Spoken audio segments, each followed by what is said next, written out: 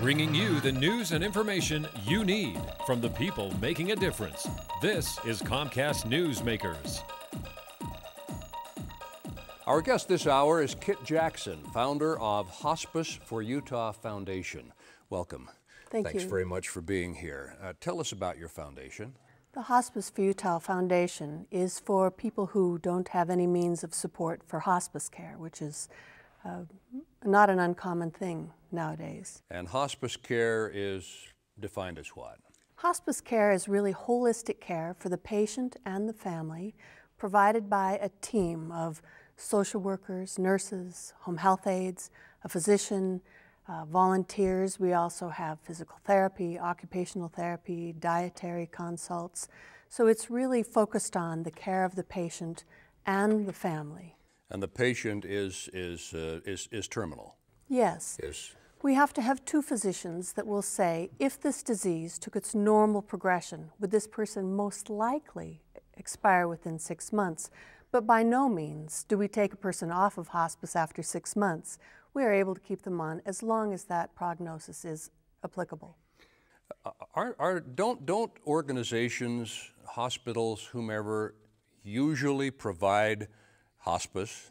Gosh, I wish they did. Hospice is really an individual thing that normally we have some hospitals that have hospices, but most hospices are individual, owned by individual owners, sometimes with home healths combined with that, but they're not generally hospital-based. So this is something that the family of a terminal patient is charged with taking care of. Generally, now, yes. you were saying, Kit, that not all hospices provide the same level of hospice care. What did you mean by that? Well, there is a huge difference in the amount of hospice care that hospices provide. In order to be Medicare or Medicaid certified, we all have to follow the regulations, and we all need to provide the basic care that they outline. But other hospices have gone beyond that. Hospice for Utah provides music thanatology, aromatherapy.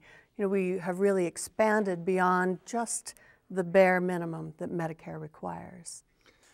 How does a person get hospice care? If it doesn't come from the hospital, I would think that in times of what would have to be emotional stress, that would be difficult to try to get your head around. It is, and a lot of times people think hospice is about giving up hope, and so they put it off to the very last moment. And to that I would say, what is hope? You know, our hope is that we help people really live until they die. We're not there to help people die. We're really trying to help the patient and the family get what they want at the very end of life and to provide the kind of care that they would want to have at the end of life. It's interesting that you mention the family. What kind of support is given to the family in a hospice situation? Gosh, it's huge, really. We provide the information on how to care for their loved one and the information of what to expect as this disease progresses, what kind of symptom management should they expect that we are going to employ, and what can they do to help that. We also provide bereavement support for 1 year after the death. That's bereavement groups, individual bereavement counseling, mailings, all kinds of information. Now, this is what your organization does, not all organizations. It is, true. How does a person then, I mean, do they contact you? Do they, how do they go about doing this? They do call us frequently, and that's really all it takes. We will send someone out to evaluate whether it's a good fit, whether the person is terminal or whether this is really what the family wants. It's really an unusual thing that it's the only part of medical services that really is built around what the patient and family want. Kit, thank you very much for the wonderful work you're doing. Thank you. Our guest has been Kit Jackson, founder of Hospice for Utah Foundation. And I'm Don Olson for Comcast Newsmakers.